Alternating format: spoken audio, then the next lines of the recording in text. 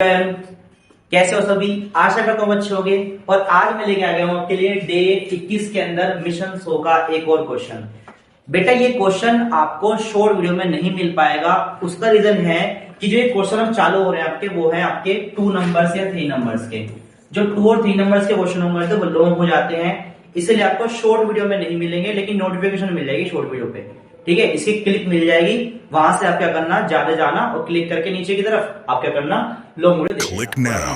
Description. तो time ना waste करते हुए चलते हैं क्वेश्चन की तरफ। क्वेश्चन क्या कह रहा है हमसे बोला गया उस बिंदु के निर्देशांक ज्ञात कीजिए जो बिंदु ए। अब हम क्या करते हैं, पहले एक रेखा बना लेते हैं। इस रेखा में बोला गया -6 और -10 +10। यहाँ पे ए है, यहाँ पे बी है।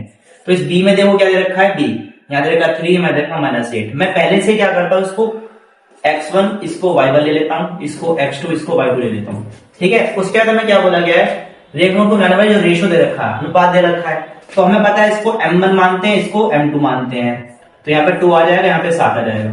ठीक है यहाँ तक। अब इसके बाद जब ये हो गया हमारा, हमें बताना है कि जो इसको जोड़ रहा है यानी जो मिड पॉइंट है, इस मिड पॉइंट पे क्या आएगा। मान लेते हैं इसका मिड पॉइंट क्या है, P है, और P के हमें निर्देशांक निकालना है। तो लिखेंगे, पहले लिख लेते हैं कि जो ए बी का जो मध्य बिंदु है वो क्या है, P है, और P के हमें क्या निकालना है, निर्देशांक निकालना है। ठीक है, P के निर्देशांक निकाल क्या करेंगे, लिखेंगे मध्य बिंदु का सूत्र है ना, जो सूत्र है वो क्या है।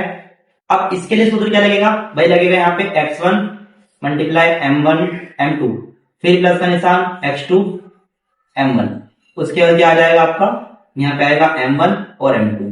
ठीक है, ये जो क्वेश्चन है ये 9th क्लास में भी आने लगा है, जो नेक्स्ट सिलेबस है उसके अकॉर्डिंग। ठीक है, लेकिन यहाँ पर थोड़ा चेंजिंग है क्योंकि पुराना सिलेबस है, इस वजह से। ठीक है, यहाँ पे y के लिए आएगा, ये x के लिए था, ये x के लिए है और ये y के लिए। तो y के लिए बनेगा y1 m2 plus y2 m2, यहाँ पे आएगा m1 और m2। ठीक है, यहां तक तो आपको समझ गया कि मैं कौन सा फॉर्मूला लगाना है इसके अंदर। ठीक है, तो फटाफट से देर ना करते हुए इनके मान को रख देंगे, और मान को रखने के लिए क्या करेंगे, आई होप आपको दिख रहा होगा, लेकिन अगर नहीं दिख रहा है तो फिर मैं उसे छोटा कर लेता हूँ। ठीक है, ताकि आपको प्रॉब्लम ना हो कुछ भी।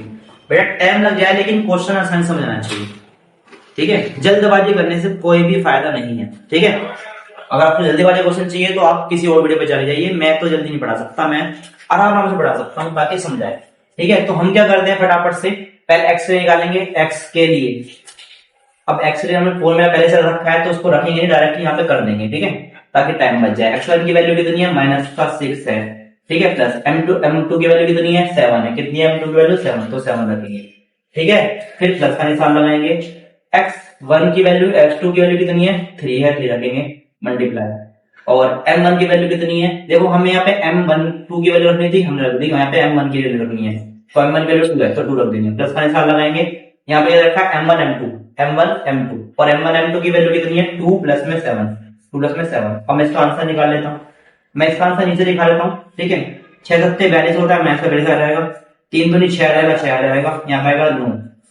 ठीक है, अब क्या कर सकता हूँ, हटाऊंगा, तो जब 42 में से 6 घटाऊंगा तो कितना बचेगा, यहाँ बचेगा 36। कितना बचेगा, 36। और 36 को 9 से करूंगा तो कितना आएगा, माइनस का है ना, तो यहाँ माइनस का 4 आ जाएगा। तो x का आंसर तो निकल गया, कितना निकला, 4 निकला। जैसे ही x का आंसर निकला, वैसे में y का आंसर भी निकालना है, और y का आंसर निकालने से पहले इसको छोटा कर लेता हूँ थोड़ा सा, ताकि आपको दिख जाए। इसका स्क्रीनशॉट ले लो अच्छे से, फिर मैंने छोटा कर दिया। ठीक है, अब y के निकालेंगे, y के लिए, और जब y के निकालेंगे तो क्या करेंगे भाई, y के लिए रखेंगे, इस वाले फॉर्म में रखेंगे।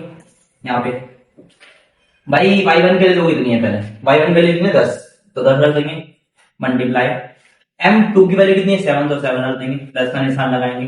अब देखो y2 की वैल्यू कितनी है, -8, तो -8 रखेंगे, मल्टीप्लाई, m2 वैल्यू 2 रखेंगे, फिर वो कर देंगे। m1 m2 कितनी है, 2 प्लस 7, तो यहाँ जाएगा 70, यहाँ जाएगा 8 दूनी 16 का 6, यहाँ आएगा 9। अब 16 इसे घटा दो, कितना बचेगा, यहाँ जाएगा 54, और 9 काटो तो कितना आएगा, 6। कितना आ गया, 6। तो हमें क्या मिल गए, p के जो निर्देशांक है, मैं इसको लेता हूँ यहाँ पे x और y, उसकी वैल्यू हमने क्या आई, तो आई इसकी आई थी 4 माइनस का, और इसकी आई थी कितनी, 6। तो ये इसका आपका आंसर हो जाएगा। ठीक है, कैसी लगी वीडियो, आशा करता हूँ कुछ समझ आई होगी। अगर आपको समझना, दोबारा देखो और ज्यादा शेयर करिए, ताकि और भी बच्चे इसका फायदा उठा सके और वो अपनी तैयारी कर सके। ठीक है, ये देखो मैं इसको थोड़ा ऊपर कर देता हूँ, यहाँ पे 1 मिनट जाएगा नहीं जाएगा,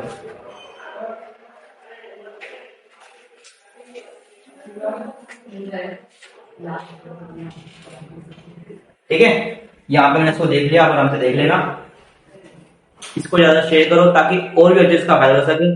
मिलेंगे नेक्स्ट क्वेश्चन में नेक्स्ट मिशन के साथ। जय हिंद, जय भारत।